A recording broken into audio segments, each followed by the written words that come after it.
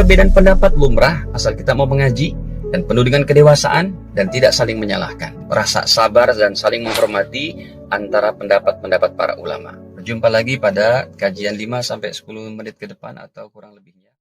Bismillahirrahmanirrahim. Assalamualaikum warahmatullahi wabarakatuh. Nahmaduhu wa nusalli ala rasulihil karim amma ba'd. Kaum muslimin muslimat pemirsa yang dirahmati Allah, jumpa lagi dalam ngaji 5-10 menit ke depan. Dalam kesempatan ini kita akan membahas tentang hukum memakai cadar. Yang pertama, bahwa tidak diragukan dan tidak ada perbedaan pendapat di antara ulama Islam salafus saleh sampai hari ini, yaitu fatwa tentang hukum menutup jilbab secara syar'i sampai dada sini. Tutup kecuali muka dan kedua telapak tangan. Ya, maka ini yang berkembang di Indonesia fatwanya seperti itu. Asal dia sudah pakai jilbab, wajah dan kedua telapak tangan adalah yang di Indonesia berkembangnya seperti itu, tidak wajib. Tetapi hadirin, dalam madhab Imam Syafi'i sendiri dan Asy-Syafi'iyahnya, yang ini menjadi pegangan daripada madhab kita Asy-Syafi'iyah dan terutama daripada yaitu ulama-ulama NU-nya yang memang berafiliasi kepada madhab Syafi'iyah. Ternyata masalah cadar ini disebutkan oleh ulama-ulama kita, bukan perkara yang aneh, bukan perkara yang statement-statement yang aneh, ya, yang bisa dikatakan langsung orang bercadar adalah mempunyai paham radikal. Tidak, ini adalah dari syariat yang hanif, ya, dari cara berpakaian yang diberi petunjuk oleh baginda Rasul Shallallahu Alaihi Wasallam. Di antaranya ayat yang menyatakan tentang menutup aurat itu sendiri sudah jelas dalam surat An-Nur, ya, pada ayat ke-31 surat ke-24 Allah firmankan, wa qul lil mu'minati yaghdudna min absarihin wa yahfazna furujahun wa la yubdina zinatahunna illa ma dhahara minha. Wahai Nabi, katakanlah kepada wanita-wanita mukminat supaya mereka menundukkan pandangan mereka. Jadi menundukkan pandangan bukan hanya untuk laki-laki kepada perempuan. Perempuan pun, ya, harus tunduk pandangan untuk melihat laki-laki.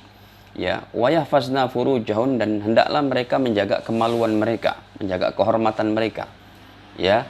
Kemudian wala yubdina zinatahunna illa ma dhahara minha. Dan janganlah mereka menampakkan daripada perhiasan mereka kecuali yang tampak. Sahabat Abdullah bin Mas'ud dalam riwayat Imam Ibnu Jarir menyatakan, hadisnya sahih, kalau yang dimaksud dengan yang tampak itu adalah bajunya.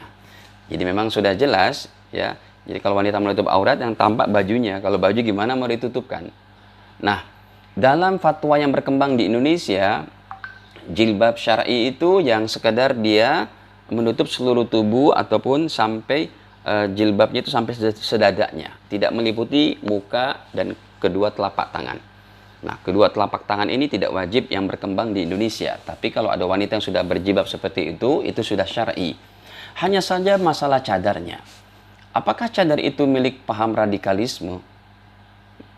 Milik paham daripada paham-paham yang fundamen atau semacamnya? Tidak. Ya, bahkan ulama-ulama kita yang berafiliasi kepada Syafi'iyah, NU-nya, ini kami dapati dalam kitab-kitab mereka. Bahkan lebih jauh lagi, ulama 4 mazhab sudah bahas itu. Ya, sekalipun sebagian mereka menyatakan cadar tidak wajib, tetapi kalau betul-betul laki-laki yang bukan mahramnya bisa menikmati kecantikan wajah wanita itu, maka hukum daripada pakai cadar jadi wajib, karena timbulnya fitnah ini bukan dari kaki, tangan, baju, tapi dari wajahnya. Wajah cantik wanita itu yang akan menimbulkan fitnah. Nah, kalau menimbulkan fitnah, semua ulama berfatwa adalah hukumnya wajib bercadar. Kenapa? Apalagi zaman yang seperti sekarang ini. Baik, para jamaah, kami nukilkan diantaranya hadisnya dalam riwayat Imam Ahmad bin Hanbal, yang Nabi memang dalam ketika berhaji mengatakan, kalau yang ini hadisnya Bukhari Muslim, ya, wanita yang sedang berihram haji atau umroh harus melepas cadar dan kedua sarung tangannya. Ini menunjukkan ketika tidak haji memang mereka pakai cadar. Baik, ini Sahih Bukhari Muslim. Sedangkan riwayat Imam Ahmad lebih jelas lagi pada 24.021 di Maktabah Syamilahnya, bahwa ketika Aisyah dan para wanita-wanita muslimat sedang haji berihram kan nggak pakai cadar tuh. Kemudian laki-laki yang bukan mahramnya lewat di depannya, mereka kata Aisyah bahwa asdalat ihdana jilbabah, salah seorang di antara kita dia tutupkan wajahnya. Maksudnya supaya tidak kelihatan. Baik. Para jamaah dirahmati Allah, kalau nukilan daripada ulama 4 madhab, di antaranya madhab Imam Hanafi yang paling senior, ya, dalam kitab yang terkenalnya oleh Imam Alauddin. Ini kitab sangat terkenal di antara madhab Imam Hanafi yang kami belajar di sana, di negeri Pakistan. Kitabnya namanya Durrul Muntaqa, halaman 81.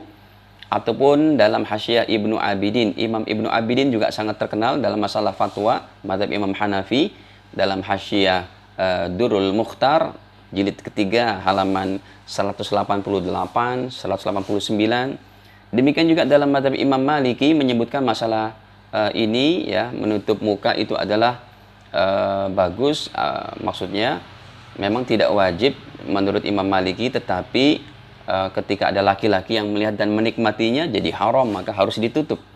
Ya, dalam kitabnya Imam Zarqani, yaitu Syarah Mukhtasar Khalil, halaman 176, ataupun madhab Imam Hambali yang langsung perkataan Imam Ahmad bin Hambal dalam kitabnya Zadul Masir, jilid ke-6, halaman 31, kata Imam Ahmad, ya, maka semua jami'u badanil al-mar'atil hurrah, yaitu wanita yang merdeka, seluruh tubuhnya adalah aurat, hatta zufur, sehingga kukunya. Baik, sekarang kami nukilkan mazhab daripada yang diamalkan di Indonesia, Syafi'iyahnya atau NU-nya, ya, bahwa ini bukan punya pahaman radikalisme. Dan ulama-ulama NU kita banyak yang keluarga mereka, santri mereka bercadar.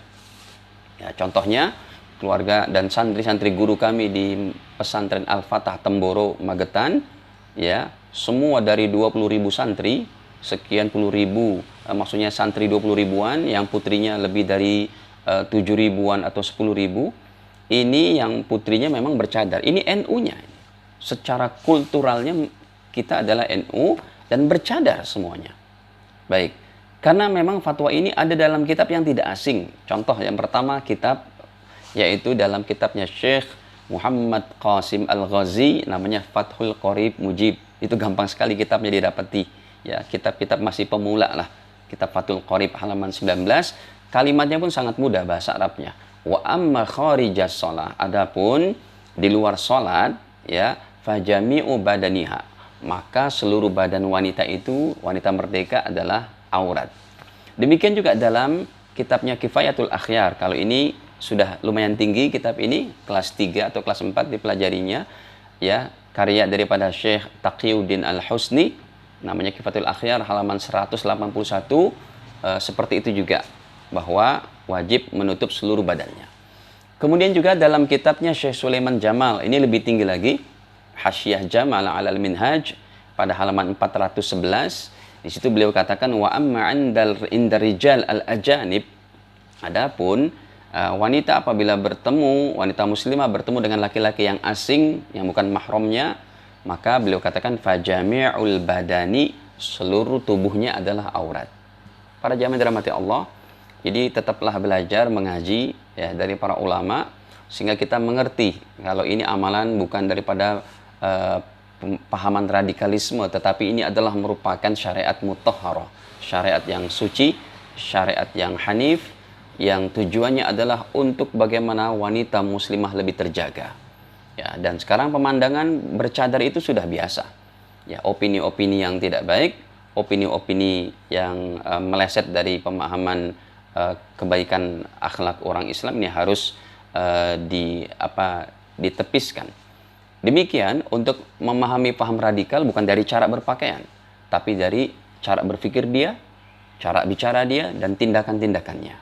Semoga Allah Ta'ala berikan kebaikan kepada kami dan jamaah semua, ya, untuk memahami syariat yang mulia ini dengan lebih baik. Hadanallahu wa iyyakum ajma'in. Kekurangannya mohon dimaafkan. Subhanakallahumma bihamdik, asyhadu an la ilaha illa anta astaghfiruka wa atubu ilaik. Wassalamualaikum warahmatullahi wabarakatuh.